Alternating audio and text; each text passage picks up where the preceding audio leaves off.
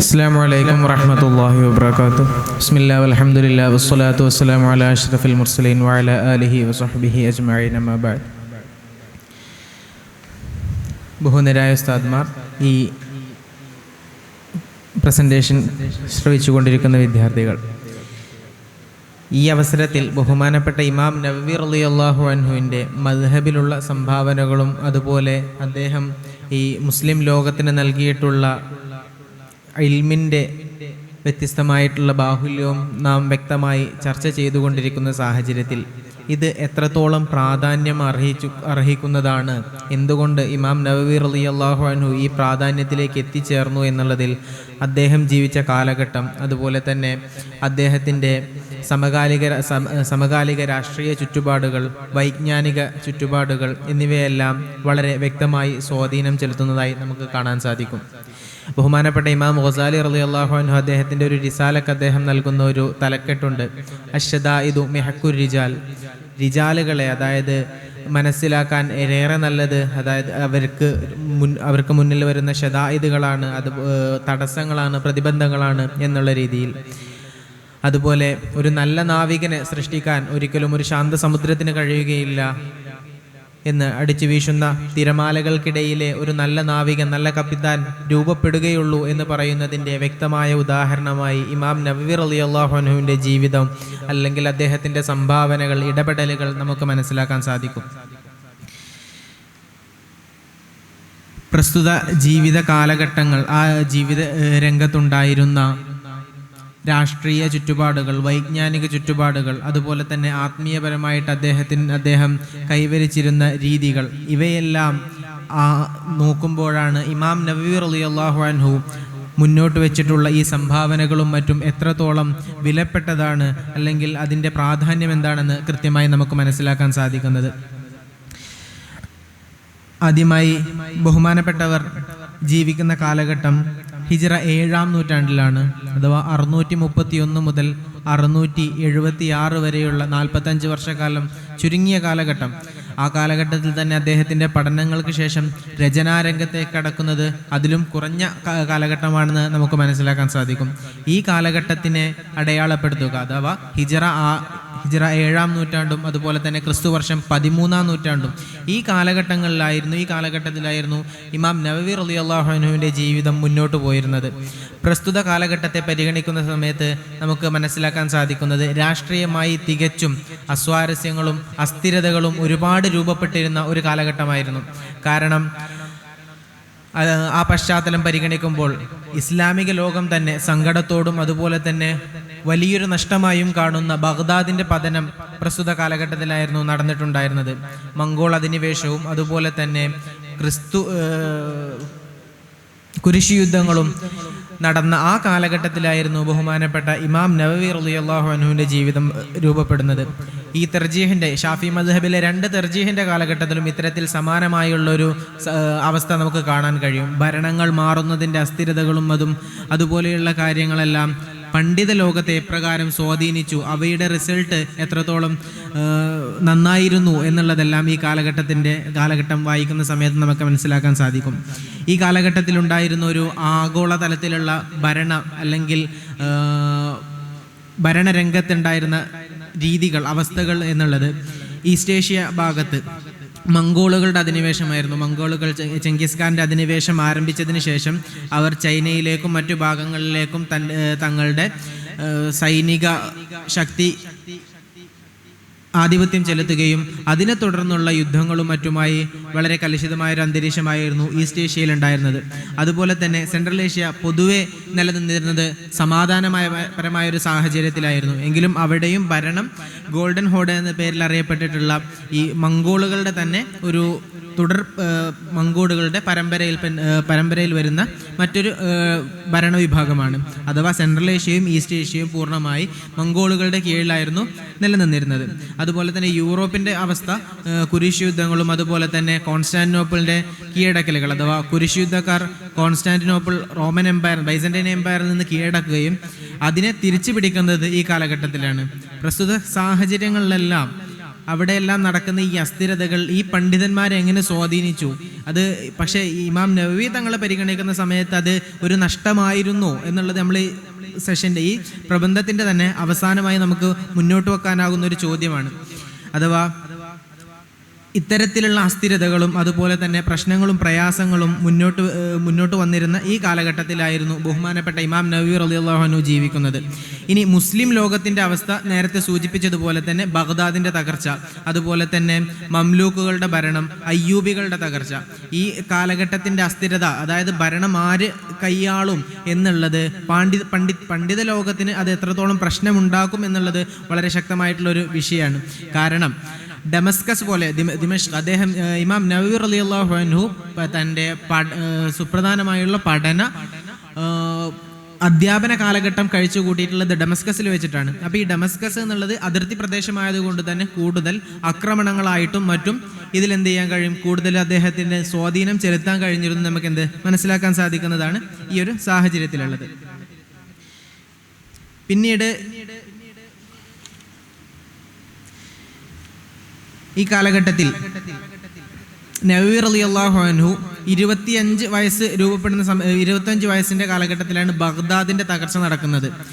നമ്മൾ ചരിത്രം വായിക്കുന്ന സമയത്ത് മുന്നോട്ട് വെക്കുന്ന ഒരു വലിയ ചോദ്യമാണ്, ഇമാം നവവി റളിയല്ലാഹു അൻഹു എന്തുകൊണ്ട് ബഗ്ദാദ് പ്രിഫർ ചെയ്തില്ല, പഠനത്തിന് വേണ്ടിയിട്ട് ബഗ്ദാദ് പ്രിഫർ ചെയ്തില്ല? അത്രയും വൈജ്ഞാനിക സ്രോതസ്സുകളെല്ലാം ഉൾക്കൊണ്ടിരിക്കുന്ന ബഗ്ദാദ് നവവി ഇമാം പ്രിഫർ ചെയ്തില്ല എന്നുള്ളതിനൊരു ഉത്തരമാണ് അന്ന് കാലത്ത് ബഗ്ദാദിൽ ഉണ്ടായിരുന്ന സമ്പൂർണ്ണമായിട്ടുള്ള അസ്ഥിരതകൾ. എന്നാൽ ദിമഷ്ക് അതിനോട് താരതമ്യം ചെയ്യുമ്പോൾ കുറവായിരുന്നു എന്നുള്ളത് കാരണമാണ് ഇമാം നവവി റളിയല്ലാഹു അൻഹുവിൻ്റെ ജീവിതത്തിൻ്റെ സംഭാവനകൾ ഈ ദിമഷ്ക് കേന്ദ്രീകരിച്ച് രൂപപ്പെടാൻ കാരണം. അയ്യൂബി ഭരണകൂടത്തിൻ്റെ അവസാന കാലഘട്ടത്തിൽ നടന്നിട്ടുള്ള ഭരണ സംഘടനകളായിരുന്നു ഇമാം നവവി റളിയല്ലാഹു അൻഹു ജനിക്കുന്ന സാഹചര്യത്തിൽ ഉണ്ടായിരുന്നത്. ശേഷം ഷജറുദ്ദുറും അതുപോലെ തന്നെ ബഹരി മംലൂക്കുകളുടെ ആരംഭകാലമാണ് പിന്നീട് നവവി ഇമാമിൻ്റെ കാലഘട്ടത്തിൽ ഉണ്ടായിരുന്നത്. ബഹുമാനപ്പെട്ട നവവി ഇമാമിൻ്റെ ജീവിതത്തിലെ സുപ്രധാനമായ ഒരു ഏടാണ് വാഹിർ ബൈബറസ് അദ്ദേഹവുമായുള്ള നവവി ഇമാമിൻ്റെ ഇടപെടലുകൾ. അത് ഈ കാലഘട്ടത്തിൽ നടന്നതാണ് എന്നുള്ളതിൻ്റെ ചരിത്രപരമായിട്ടുള്ള സ്വാധീനം അല്ലെങ്കിൽ ചരിത്രപരമായിട്ടുള്ള അടിസ്ഥാനം സൂചിപ്പിക്കുന്നുണ്ട്. ഇനി ഇതേ കാലഘട്ടത്തിൽ നടന്നിട്ടുള്ള വൈജ്ഞാനികപരമായിട്ടുള്ള അവസ്ഥ എന്താണെന്നുള്ളത് ബഗ്ദാദിനെ പറ്റി നമ്മൾ സൂചിപ്പിച്ചു. ബഗ്ദാദിൽ സ്വതവേ നടന്നു വന്നിട്ടുള്ള ആക്രമണങ്ങളും അതുപോലെ തന്നെ പ്രയാസങ്ങളും വൈജ്ഞാനിക രംഗം ഒരു പരിധിവരെ ശിഥിലമായിരുന്നു. ഉലമാക്കൾ അവിടെ നിന്ന് പലായനം ചെയ്യുന്ന ഒരു രീതിയായിരുന്നു ഉണ്ടായിരുന്നത്. ബഹുമാനപ്പെട്ട ഇമാം നവവി റളിയല്ലാഹു അൻഹു പോകുന്ന ദിമഷ്കിൻ്റെ അവസ്ഥ, ദിമഷ്ക് വൈജ്ഞാനികപരമായി ഒരുപാട് സ്രോതസ്സുകൾ അദ്ദേഹത്തിന് ലഭിക്കുന്ന രീതിയിലായിരുന്നു. അദ്ദേഹത്തിൻ്റെ പഠന രംഗത്ത് ഒരുപാട് ഒരു സ്വാധീനം ചെലുത്താൻ ഈ ദിമഷ്കിലുള്ള കാലഘട്ടത്തിന് കഴിഞ്ഞിട്ടുണ്ടെന്ന് നമുക്ക് മനസ്സിലാക്കാൻ സാധിക്കും. അഥവാ മദ്രസത്തുൽ അഷ്റഫിയയിലുള്ള പഠനകാലത്ത് അദ്ദേഹത്തിന് ലഭിച്ചിട്ടുള്ള ഗ്രന്ഥങ്ങളും അതുപോലെ തന്നെ അതിൻ്റെ നുസ്ഖകളുമൊക്കെ വളരെയധികം ഈ ഷാഫിഈ മദ്ഹബിൽ എന്തുകൊണ്ട് നവവി ഇമാം മുന്തിക്കപ്പെടുന്നു എന്നുള്ളതിന് ഒരു വ്യക്തമായ ഉത്തരം നൽകുന്ന രീതിയിലുള്ളതാണ്. മദ്രസത്തുൽ അഷ്റഫിയ, ആ അഷ്റഫിയയിൽ അദ്ദേഹം അധ്യാപനം നടത്തിയിരുന്ന കാലഘട്ടത്തിലാണ് അദ്ദേഹത്തിന് ഒരുപാട് ഗ്രന്ഥങ്ങളിലേക്കുള്ള ആക്സസ് ലഭിക്കുന്നത്. ബഹുമാനപ്പെട്ട ഷാഫി ഇമാമിൻ്റെയും അദ്ദേഹത്തിൻ്റെ അസ്ഹാബിൻ്റെയും ഒരുപാട് നുസ്ഖകൾ അവിടെ നിന്ന് അദ്ദേഹത്തിന് ലഭിച്ചിരുന്നു. അത് പ്രകാരമാണ് അദ്ദേഹത്തിൻ്റെ മുഖ്താറാത്തുകളും അതുപോലെ തന്നെ മുഅ്തമദുകളും ഒക്കെ രൂപപ്പെട്ടിരുന്നതെന്ന് നമുക്ക് ചരിത്രത്തിൽ കാണാൻ സാധിക്കും. മാത്രമല്ല ഈ നവവി ഇമാമിൻ്റെ ഈ ഒരു നവവി ഇമാം വന്നിട്ടുള്ള ആ വൈജ്ഞാനികപരമായിട്ടുള്ള സന്ദർഭം, അത് ശരിക്കും നമ്മൾ ഇന്നത്തെ കാലഘട്ടത്തിൽ പഠിക്കുമ്പോൾ ഒരു അക്കാദമിക് ഗ്യാപ്പ്, ഒരു വിഷയത്തിൽ അല്ലെങ്കിൽ ഒരു വ്യക്തി ജീവിക്കുന്ന കാലഘട്ടത്തിൽ ഉണ്ടായിരുന്ന ഒരു അക്കാദമിക് ഗ്യാപ്പ് എന്ന് നമുക്ക് അഡ്രസ്സ് ചെയ്യാൻ പറ്റുന്ന രീതിയിലുള്ള ഒരു സാഹചര്യമാണ് ബഹുമാനപ്പെട്ട ഇമാം നവവി റളിയല്ലാഹു അൻഹുവിൻ്റെ കാലത്തുള്ള വൈജ്ഞാനിക അവസ്ഥ. അഥവാ തെർജീഹിൻ്റെ കാലഘട്ടത്തിലേക്ക് കടന്നിട്ടുണ്ട്. മദ്ഹബ് രൂപീകരണം ഒരു പരിധിവരെ അവസാനിച്ച് തെർജീഹിൻ്റെ കാലഘട്ടത്തിലേക്ക് കടന്നിട്ടുണ്ട് ബഹുമാനപ്പെട്ട ഇമാം നവവി റളിയല്ലാഹു അൻഹുവിൻ്റെ കാലഘട്ടത്തിൽ. അതുപോലെ തന്നെ ഹദീസുകൾ ജംഅ ചെയ്യപ്പെട്ടിട്ടുണ്ട്. എന്നിരുന്നാലും അതിനെ തുടർന്നുള്ള വർക്കുകൾ എന്ത് ചെയ്തിട്ടില്ല, കൂടുതലായി നടന്നിരുന്ന കാലഘട്ടമായിരുന്നില്ല. കാരണം നേരത്തെ പറഞ്ഞതുപോലെയുള്ള അസ്ഥിരത. ഈ കാലഘട്ടത്തിലായിരുന്നു ബഹുമാനപ്പെട്ട ഇമാം നവവി റളിയല്ലാഹു അൻഹു അദ്ദേഹം തൻ്റെ മഹത്തായ സംഭാവനകൾ നൽകിയിട്ടുള്ളത്. ഷാഫിഈ മദ്ഹബിന് സ്വാധീനം കൂടിയൊരു കാലഘട്ടത്തിലാണ് ഇമാം നവവി റളിയല്ലാഹു അൻഹു ജീവിച്ചിരുന്നത്. ഇത് ഇദ്ദേഹത്തിന് വളരെ ഒരു പ്ലസ് പോയിന്റ് ആയിട്ടാണ് നമുക്ക് മനസ്സിലാക്കാൻ സാധിക്കുന്നത്. സ്വലാഹുദ്ദീൻ അയ്യൂബി ഷിയഈ ഭരണകൂടത്തെ അടിച്ചമർത്തി അദ്ദേഹം തൻ്റെ അയ്യൂബിദ് ഡൈനാസ്റ്റി സ്ഥാപിച്ചുകൊണ്ട് അവിടെ ഷാഫിഈ മദ്ഹബിന് നൽകുന്ന ഒരു പ്രചാരം, ആ പ്രചാരത്തിൻ്റെയും അതുപോലെ തന്നെ സൈഫുദ്ദീൻ ഖുദ്സും അതുപോലെ തന്നെ ളാഹിർ ബൈബറസും ഇവർ രണ്ടുപേരും ഷാഫിഈ മദ്ഹബിന് നൽകിയിട്ടുള്ള ഒരു പരിഗണന, ഈ രണ്ട് പരിഗണനകളും ഒന്ന് ചേർന്നിട്ടുള്ള കാലഘട്ടത്തിലാണ് ഇമാം ഷാഫിഈ റളിയല്ലാഹു അൻഹു ജീവിക്കുന്നത്. അഥവാ ഷാഫിഈ മദ്ഹബിന് വേരുറച്ച കാലഘട്ടത്തിലായിരുന്നു ഈ നവവി ഇമാമിൻ്റെ ജീവിതം ഉണ്ടായിരുന്നത്. കാരണം കൊണ്ട് തന്നെ ഫിഖഹിൻ്റെ സ്വാധീനം നവവി ഇമാമിൽ നമുക്കൊരുപാട് കാണാൻ സാധിക്കുന്നതുമാണ്.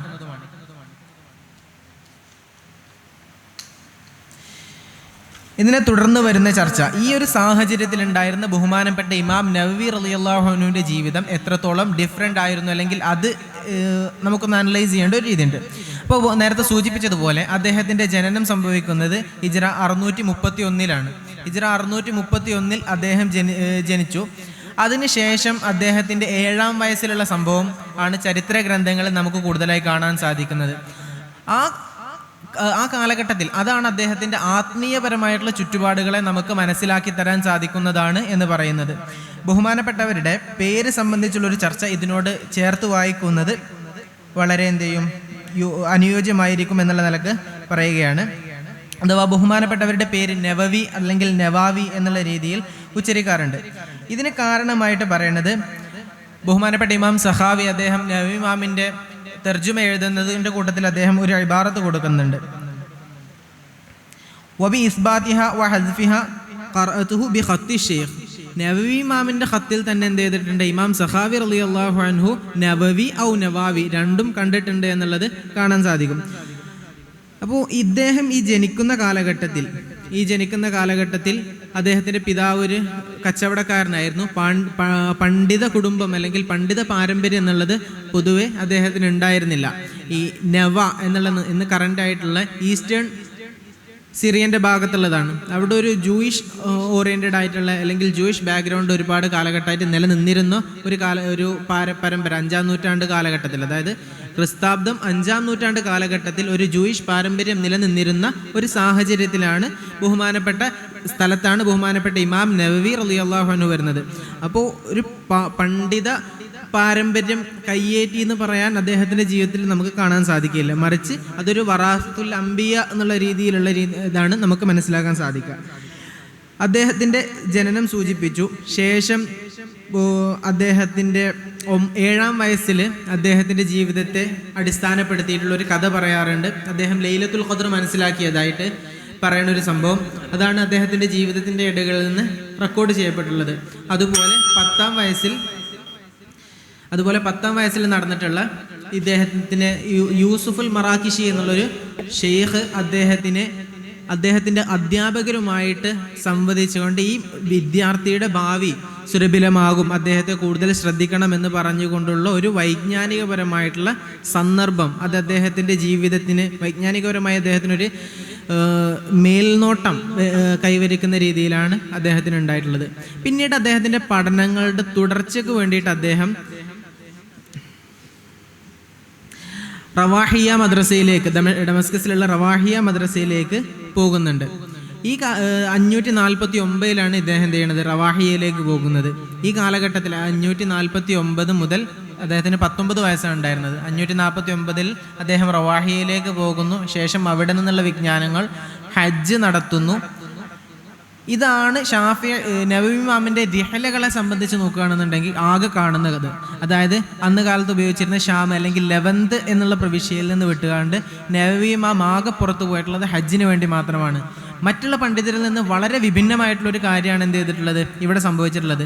റിഹലകൾക്കും അതുപോലെ തന്നെ മറ്റും ഒരുപാട് പ്രാധാന്യം കൊടുത്തിരുന്ന ഒരു കാലഘട്ടത്തിന് ശേഷം ഈ ഇമാം നവവി റളിയല്ലാഹു അൻഹുവിൻ്റെ കാലഘട്ടത്തിൽ ഈ റിഹല നടന്നിട്ടില്ല എന്ന് പറഞ്ഞാൽ ഇതിൽ ഒതുങ്ങി അദ്ദേഹത്തിൻ്റെ റിഹല എന്നുള്ളതാണ് പണ്ഡിതന്മാർ ആ ഒരു വിഷയത്തിൽ കാണുന്നത്. അതായത് ഇമാം നവവി റളിയല്ലാഹു അൻഹുവിൻ്റെ റിഹലയെ സംബന്ധിച്ച് നേരത്തെ സൂചിപ്പിച്ചിട്ടുള്ള ഈ പ്രയാസങ്ങൾ, ഭരണപരമായിട്ടുള്ള അസ്ഥിരതകളൊക്കെ ഇതിന് കാരണമായിരുന്നു എന്നുള്ളത് ചേർത്ത് വായിക്കുമ്പോഴാണ് നമുക്ക് എന്ത് ചെയ്യുക, ഇതിൻ്റെ ഒരു വ്യക്തമായ ചിത്രം കിട്ടുക.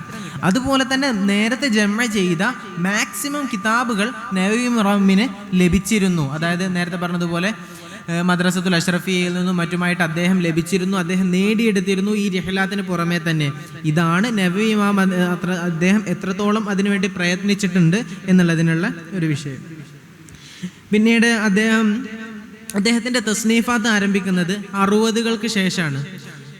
660-കൾക്ക് ശേഷം, അഥവാ 16 കൊല്ലാണ് അദ്ദേഹം ചെയ്തിട്ടുള്ളത് രചനാരംഗത്ത് മുന്നോട്ട് വെച്ചിട്ടുള്ളത്. ബഹുമാനപ്പെട്ട ഇമാം നവവി റളിയല്ലാഹു അൻഹുവിൻ്റെ തസ്നീഫുകളെ സംബന്ധിച്ച് പറയുമ്പോൾ അദ്ദേഹം ഒരു ദിവസം 8 ഖുറാസകൾ, 8 ഖുറാസ എന്ന് പറഞ്ഞാൽ ഒരു ഖുറാസ 16 പേജുകൾക്ക് സമാനമാണ്.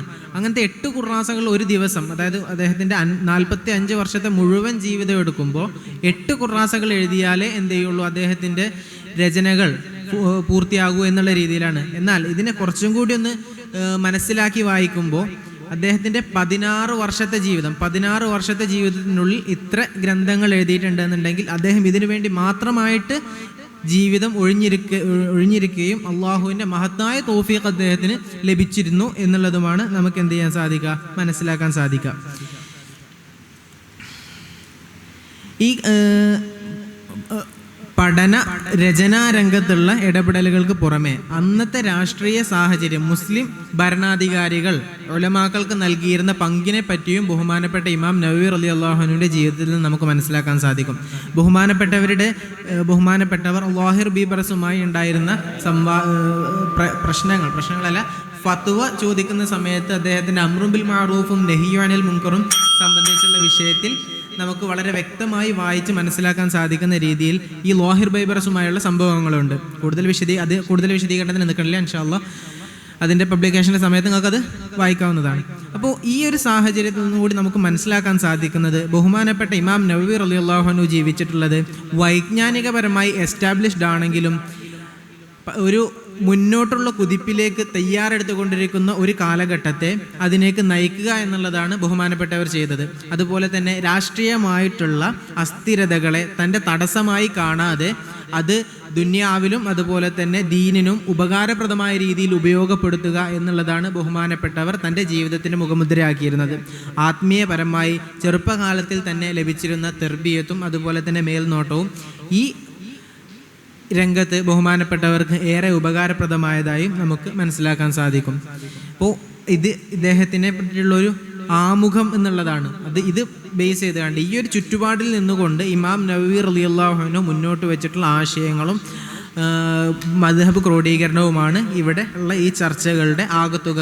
ഇത് രണ്ടും ചേർത്ത് വായിക്കുക എന്നുള്ളതാണ് ഈ സെഷൻ നമ്മൾ ഉദ്ദേശിക്കുന്നത്. അപ്പോൾ നിർത്തുന്നു. അസ്സലാമു അലൈക്കും വറഹ്മത്തുള്ളാഹി.